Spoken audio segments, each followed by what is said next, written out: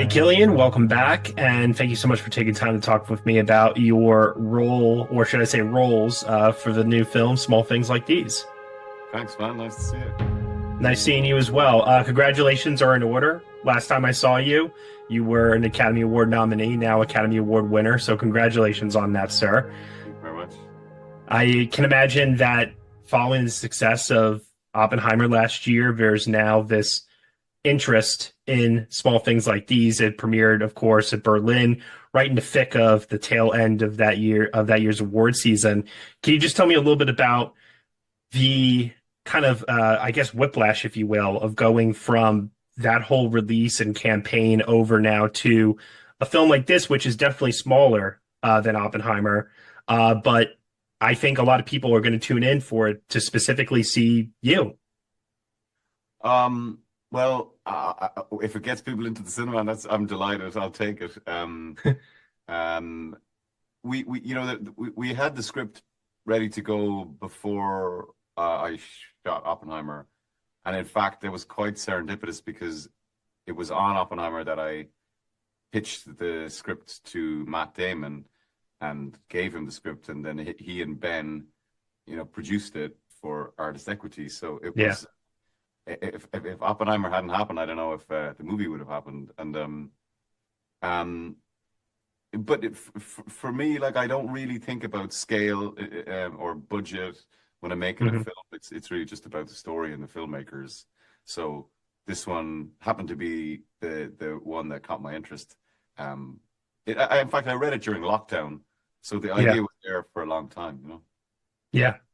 Now, I was looking at your credits history, and I said roles at the top here because you're not just the star of this film, but you're also accredited as a producer, which I believe is your first feature film producing credit. You previously had experience, obviously, producing episodes of Peaky Blinders before, and I'm just curious to know from the standpoint of going from producing a television show to producing a small film like this, how was the experience similar and how is it different?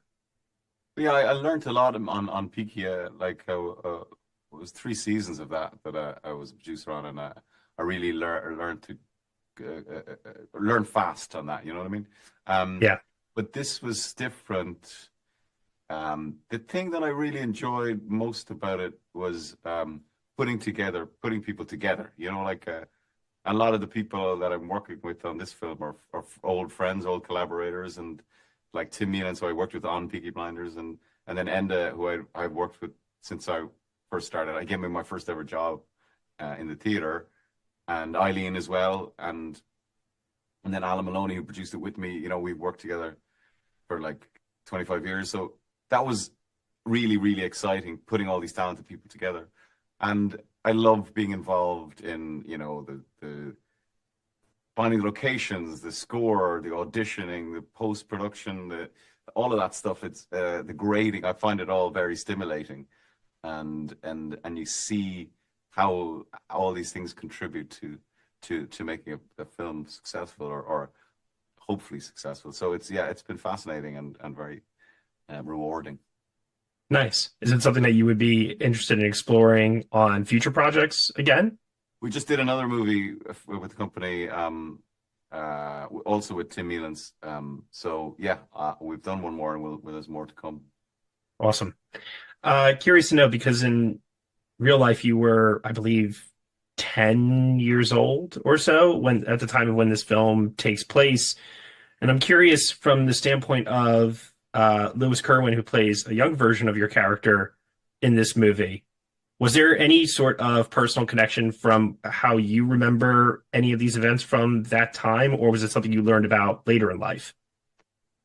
Everybody knew that these institutions existed, Hmm. because um,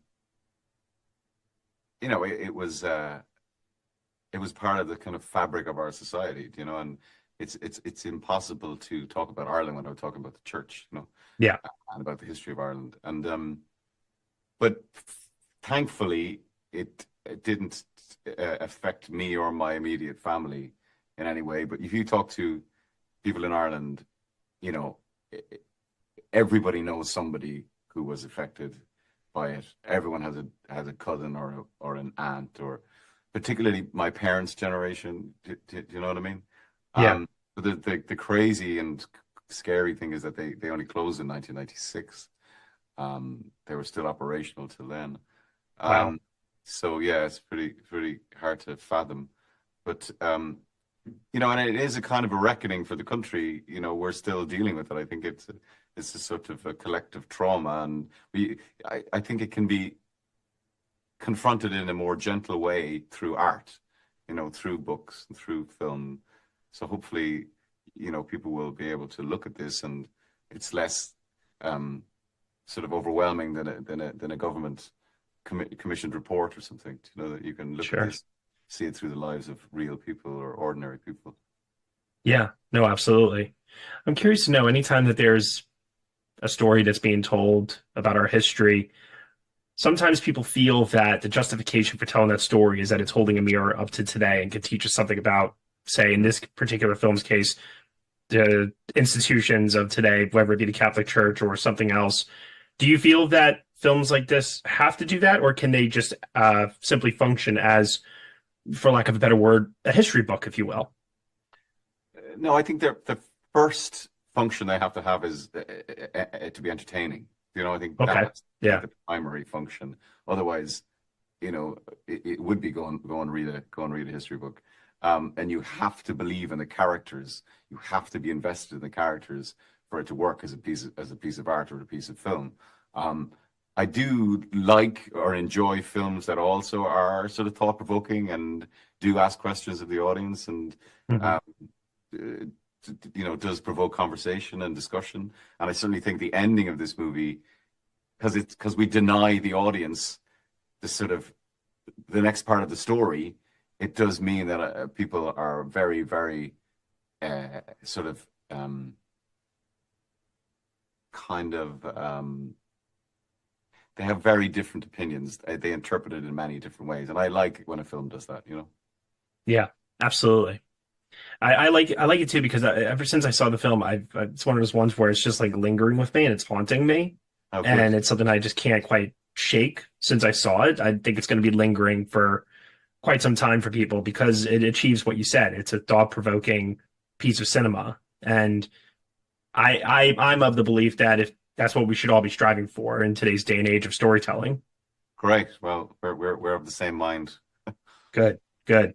As I come to the end here, I would be remiss if I did not ask you about the development of 28 years later. So long. We've been waiting and dying impatiently for it. I know it's coming. Just can you tease us in any way about what that experience was like? I know it just recently wrapped shooting. All I can tell you is that I am involved. That's all I can say. I'm sorry Okay. to be so cryptic, but listen, man, I was also one of those people who was like every time I would meet Danny or Alex, I would say, "Come on, guys, like, Yeah. we should do one," because I watched the film about 5 years ago with my boys, and it really stands up, it really does. Yeah, totally. And Danny's such a bloody brilliant filmmaker, as is Alex Garland. And I was really happy when they said they were going to do it, finally. Good. Well, we're all happy as well. I know that we all cannot wait for it, but I would urge everyone that's listening to this to also check out Small Things Like These. It's a small film that definitely needs support, and I think your performance in it is as mesmerizing as what you were obviously just lauded for with Oppenheimer, and it does have some really thought-provoking and important issues to discuss here. Just definitely check it out. Oh, thanks, man. Absolutely, man. Hey, it's great seeing you again. I would say, that I hope I see you again soon, but I don't know. But in any event, best of luck to you as always, and bless you. Nice one. Good to chat. Take care. Take care.